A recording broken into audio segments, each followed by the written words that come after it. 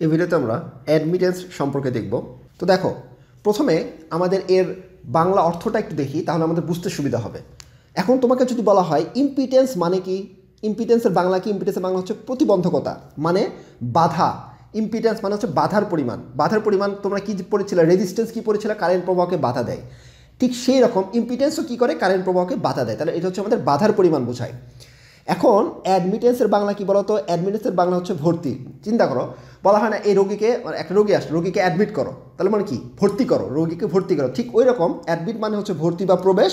ঠিক অ্যাডমিটেন্সের বাংলা হচ্ছে আমাদের গ্রাহকত্ব, মানে গ্রহণ করার প্রবণতা। অ্যাডমিট মানে গ্রহণ করে, ভর্তি করা মানে কি? ভিতরে ঢোকায়, মানে গ্রহণ করায়। ঠিক সেই রকম অ্যাডমিটেন্স মানে হচ্ছে গ্রাহকত্ব।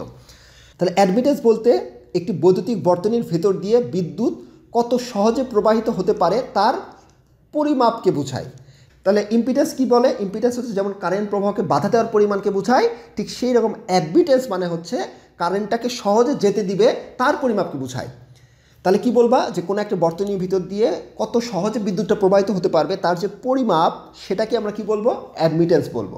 যেমন যে অ্যাডমিট মানে গ্রহণ করা, ঠিক সেই রকম এখানে আমাদের কি করবে? কারেন্ট প্রবাহটা যাতে সহজে যেতে পারে, মানে কারেন্ট প্রবাহটা সহজে গ্রহণ করতে পারে, এভাবে চিন্তা করো, যাতে সহজে প্রবাহিত হতে পারে তার পরিমাপকে বোঝাবে হচ্ছে আমাদের কি? অ্যাডমিটেন্স। ঠিক ইম্পিডেন্সের উল্টা। ইম্পিডেন্স যেমন কারেন্ট প্রবাহকে বাধা দেওয়ার পরিমাপকে বোঝায়, আর এটা কি বলবে? অ্যাডমিটেন্স কি করবে? কারেন্ট প্রবাহকে সহজে যেতে দিবে তার পরিমাপকে বোঝায়, একটা অপরটার অপোজিট। খুব সহজে তোমাদের বিষয়টা আশা করি ক্লিয়ার হয়েছে। তাহলে একটু যদি তোমাকে প্র্যাকটিক্যালি চিন্তা করে বোঝায়, ধরো ইম্পিডেন্সের ভ্যালু এক জায়গায় আসছে হচ্ছে 10, এক জায়গায় হচ্ছে 20। তাহলে এই ইম্পিডেন্সের ভ্যালু 10 দ্বারা কী বোঝাবে আর 20 দ্বারা কী বোঝাবে? 10 দ্বারা বোঝাবে যে এখানে বাধার পরিমাণটা একটু কম, আর যদি ইম্পিডেন্সের ভ্যালু 20 হয় তাহলে কী বলবো? বাধার পরিমাণটা বেশি, কারেন্ট প্রবাহের বাধার পরিমাণটা বেশি। ঠিক সেরকম এক জায়গায় অ্যাডমিটেন্সের ভ্যালু হচ্ছে 10, আর এক জায়গায় অ্যাডমিটেন্সের ভ্যালু ধরো 20। তাহলে এই অ্যাডমিটেন্সের 10 ভ্যালু দ্বারা বোঝাবে এখানে কারেন্টটা সহজে যেতে পারবে না, আর এই অ্যাডমিটেন্সের ভ্যালু 20 দ্বারা কী বোঝাবে? এখানে কারেন্টটা সহজে প্রবাহিত হতে পারবে। তাহলে যার অ্যাডমিটেন্স বেশি তার কারেন্ট প্রবাহটার প্রবণতা বেশি, মানে সেখানে সহজে কারেন্ট প্রবাহিত হতে পারবে। আর যার অ্যাডমিটেন্সের ভ্যালু কম তার সেখানে কারেন্টটা সহজে প্রবাহিত হতে পারবে না। Simple logic. আচ্ছা, এখন দেখো এটার একক নিয়ে একটু আলোচনা করি। তাহলে এই অ্যাডমিটেন্সের এস একক হচ্ছে আমাদের সিমেন্স, এটাকে এস দ্বারা লেখা হয়। তাহলে এটাকে আমাদের কি লিখতে পারি? এস দ্বারা লিখতে পারি। আর অতীতে এটাকে মো দ্বারা লেখা হতো। মোটা কি ছিল? এই যে তোমার ওমেগার উল্টা। রেজিস্ট্যান্সের একক কী ছিল? ওহম না? ইম্পিডেন্সের একক তেমন ওহম, ঠিক সেটা উল্টা, মানে ওমেগা। এটাকে কী বলা হয়? ওমেগা।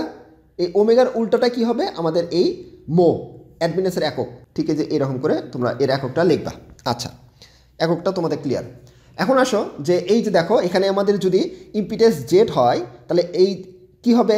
ইম্পিডেন্স যদি জেড হয় তাহলে এটার অপোজিট কি হবে? 1/z। এটাই হচ্ছে আমাদের কি? এই যে ওয়াই, সেটা হচ্ছে আমাদের এই অ্যাডমিটেন্স। তাহলে ইম্পিডেন্সের উল্টা, ঠিক সেরকম ওয়াই ইকুয়াল টু 1/z, দেখা যায় উল্টা হয়ে গেছে, অপোজিট। তাহলে ওয়াইটা হচ্ছে আমাদের কি? গ্রাহকত্ব, বা ওয়াইটাকে কি বলবো আমরা? ওয়াইটাকে বলবো হচ্ছে আমরা অ্যাডমিটেন্স, যেটার একক সিমেন্স। আর জেডটা কি হচ্ছে? আমাদের সামগ্রিক প্রতিরোধ, বা এটাকে কি বলা হয়? প্রতিবন্ধকতা বা বাধার পরিমাণ বোঝায়, মানে হচ্ছে ইম্পিডেন্স, যার একক হচ্ছে আমাদের ওহম। ক্লিয়ার? এখন তোমাদের বইয়ে কিছু কিছু জায়গায় কিন্তু এই সংজ্ঞাটা বলা আছে যে এই এসি সার্কিটের কারেন্ট এবং ভোল্টেজের অনুপাতকে অ্যাডমিটেন্স বলা হয়। এটা কিভাবে আসলো চলো একটু দেখি। তো ওহমের সূত্র কী বলে? ভি ইকুয়াল টু আই আর বলে। আচ্ছা, এখন যদি আর এর জায়গায় তুল্য রোধের জায়গায় যদি আমরা ইম্পিডেন্স, তুল্য রোধের জায়গায় যদি আমরা ইম্পিডেন্স নেই, তাহলে কী লেখা যাবে? V equal to I into Z লেখা যাবে। ভালো কথা। তাহলে এখান থেকে যদি আমরা জেডের ভ্যালুটা লিখি, তাহলে জেড সমান কী লেখা যাবে? ভি বাই আই লেখা যাবে। ক্লিয়ার? এখন এই জেডের উল্টা কি? জেডের উল্টা কি আমাদের? অ্যাডমিটেন্স। তার মানে কি 1/z যদি লিখি, তার মানে এটা উল্টাই দিলাম, উল্টা দিলে কী লেখা যাবে? I/v লেখা যাবে। 100% রাইট। এই 1/z সমান কী লেখা যায় বলো তো? ওয়াই লেখা যায় না? অ্যাডমিটেন্স, এটা ইকুয়াল টু I/v। এই যে দেখো, কারেন্ট এবং ভোল্টেজের অনুপাতকে কী বলতেছি আমরা?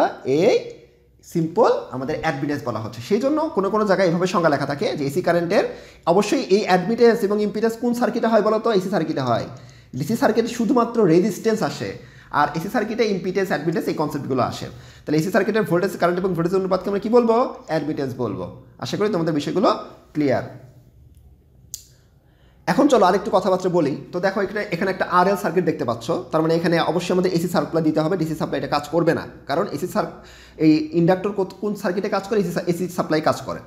তাহলে এই সার্কিটে যদি আমরা ইম্পিডেন্সটা লিখতে চাই, তাহলে ইম্পিডেন্সকে কী দ্বারা প্রকাশ করা হয়? ইম্পিডেন্সকে জেড দ্বারা প্রকাশ করা হয়। যেহেতু এখানে একটা ইন্ডাক্টর আছে, তাহলে ইন্ডাক্টরের জন্য আমরা কী দিব? আর প্লাস জে এক্সেল। আর ক্যাপাসিটর থাকলে এখানে মাইনাস দিতাম। তাহলে এখানে আরটা কী বলতো? রেজিস্ট্যান্স, এবং এই এক্সটা কি আমাদের? রিঅ্যাক্টেন্স। আর এটার অপোজিট কি, এই ইম্পিডেন্সের অপোজিট কি বলতো? ইম্পিডেন্সের অপোজিট হচ্ছে আমাদের অ্যাডমিটেন্স। তো অ্যাডমিটেন্সকে আমরা কী দ্বারা প্রকাশ করলাম? ওয়াই দ্বারা লিখলাম। তাহলে ওয়াই ইকুয়াল টু আর এর উল্টা কি আসবে? অর্থাৎ আর এর উল্টা হচ্ছে আমাদের কন্ডাক্টেন্স, মানে আরটা কি? রোধ। রোধ মানে কি? কারেন্ট প্রবাহকে বাধা দেয়। আর কন্ডাক্টেন্স মানে কি? কারেন্ট প্রবাহকে সহযোগিতা দেয়। মানে এটার যে কনসেপ্ট, এটা তার অপোজিট কনসেপ্ট। ঠিক একইভাবে রিঅ্যাক্টেন্সের অপোজিট আসবে হচ্ছে সাসেপ্টেন্স, যেটা আমরা একটু পরে পড়বো। এই আরএল সার্কিটের যদি আমরা ইম্পিডেন্স লিখতে চাই তাহলে কীভাবে লিখবো বলো তো? আর প্লাস জে এক্সএল বা আর প্লাস জে এক্স লিখবো। আর যদি আমরা আরএল সার্কিটের অ্যাডমিটেন্স লিখতে চাই তাহলে কি লিখবো? Y equal to G minus J B. দেখো এখানে সম্পূর্ণ অপোজিট, প্লাস ছিল যে মাইনাস হয়ে গেছে। ঠিক আছে? আর জিটা হচ্ছে আমাদের কন্ডাক্টেন্স আর বিটা হচ্ছে আমাদের সাসেপ্টেন্স। আচ্ছা, এটুকু খেয়াল রাখো, পরে এই বিষয়ে নিয়ে আলোচনা করবো। এখন তাহলে দুইটা সার্কিট, একটা সার্কিট দেখতে পাচ্ছ, এইটা আর এটা কিসে আছে বলো তো? প্যারালালে আছে। তাহলে প্যারালাল সার্কিটের ক্ষেত্রে যদি আমরা ইম্পিডেন্স Z1 ধরলাম, এটা Z2 ধরলাম, তাহলে সূত্র কি? প্যারালাল সার্কিট ঠিক ইকুইভ্যালেন্ট রেজিস্ট্যান্সের মতো 1/Z equal to 1/Z1 plus 1/Z2 parallel সূত্র ইউজ করলাম।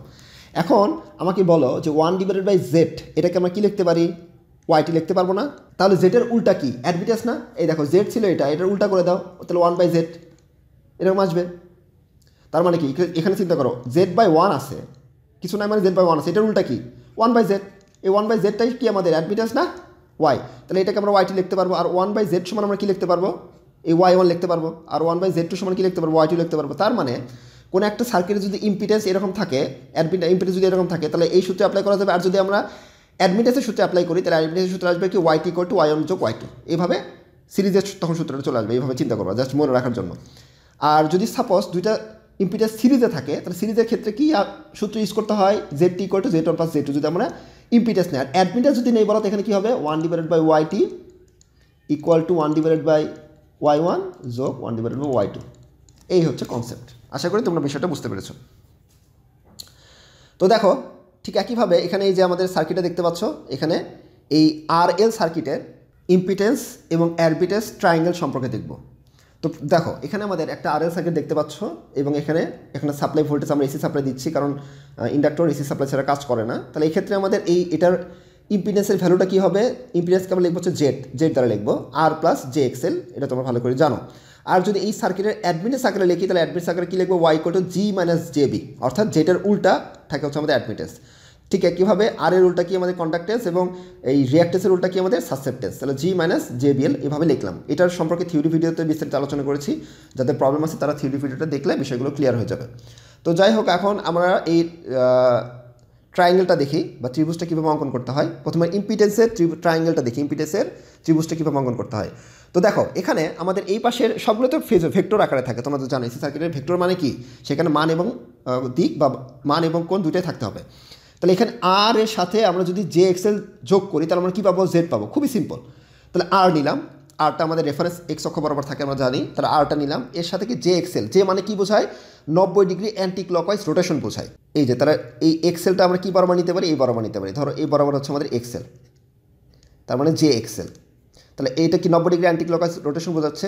আর যেহেতু আমরা আর এর সাথে এই জে এক্সএলটা যোগ করবো, তাহলে আর এর যে শেষ মাথা তার সাথে এই জে এক্সএলটা যোগ করবো। দেখো এই যে জাস্ট এই শেষ মাথা থেকে এটা এবার জায়গাটা তুলে নিয়ে আসলাম। তাহলে আর এর সাথে জে এক্সএলটা এভাবে যোগ করে দিলাম।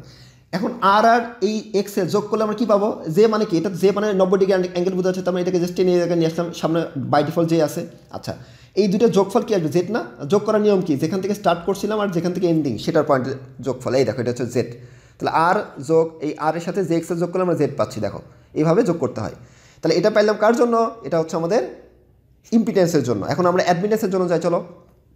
অ্যাডমিটেন্সের জন্য আমাদের কী করতে হবে? জি মাইনাস জে বিএল করতে হবে, অর্থাৎ কন্ডাক্টেন্স এবং সাসেপ্টেন্স এই দুটার কনসেপ্ট এখানে আসবে। তাহলে প্রথমে আমরা ধরে নিলাম হচ্ছে থিটা ডিগ্রি কোণে থাকে, আর প্রথমে ধরে নিলাম হচ্ছে জি। এখন এই জির সাথে মাইনাস জে বিএল করতে হবে। তাহলে মাইনাস মানে মাইনাস জে বলতে কী বোঝায়? এই যে এখান থেকে এটার 90 ডিগ্রি ক্লকওয়াইজ ডিরেকশন বোঝায়। এই যে ক্লকওয়াইজ ডিরেকশন ঘড়ি কাটার দিকে যে দিক বড়, এটা কি ঘড়ি কাটা অ্যান্টি ক্লকওয়াইজ ছিল, এটি বড় অ্যান্টি ক্লকওয়াইজে ঘুরে গেল, তাহলে 90 ডিগ্রি অ্যান্টি ক্লকওয়াইজ বোঝাচ্ছে। তাহলে এখানে আমরা আসবে কি? জে বিএল আসলো। এটাকে জাস্ট তুলে নিয়ে আমরা মাথায় নিয়ে যাবো, কারণ যোগ বিয়োগ করতে হবে। তাহলে এক্ষেত্রে জাস্ট বা আমাদের ভেক্টরিক্যাল বিয়োগ মানে কি? ভেক্টরের বিয়োগ মানে কি? ভেক্টরের যোগ একই জিনিসই বোঝায়। তাহলে এখান থেকে আমাদের এই জি আসলো আর এই বিএলটা এই পাশ বরাবর নিলাম, নিয়ে জাস্ট কী করতে হবে? ইনিশিয়াল থেকে ফাইনাল যোগ করতে হবে। তাহলে কী পাবো? আমরা ওয়াই পাবো, অর্থাৎ আমাদের এই অ্যাডমিটেন্সটা পাবো। দেখো এটা একটা অপোজিট, উল্টা না? আমরা কি জানি ইম্পিডেন্সের উল্টা কি? আমাদের অ্যাডমিটেন্স। তাহলে ঠিক একইভাবে এই ত্রিভুজটা দেখো, এটা জাস্ট উল্টে গেছে। দেখো এটা ছিল এই বরাবর না, এটাকে জাস্ট ফ্লিপ করো, ফ্লিপ করে উল্টে দাও, দেখো উল্টে দিলে এটা চলে আসতেছে। মানে এটা এটাকে জাস্ট তুলে নিয়ে, এই ত্রিভুজটাকে তুলে নিয়ে যদি এর উপর বসা, দেখো হুবাহু মিলে যাচ্ছে। মানে একটা অপরটার উল্টা না, অপোজিট, দেখো সব কিছুতে মিলে যায়। কনসেপ্ট, থিওরিটিক্যাল, প্র্যাকটিক্যাল এবং আমাদের যত জ্যামিতিক সব কিছুই আমাদের প্রুফ করে দেয় যে এটা অপরটা একটা অপরটার অপোজিট ভার্সন বোঝায়।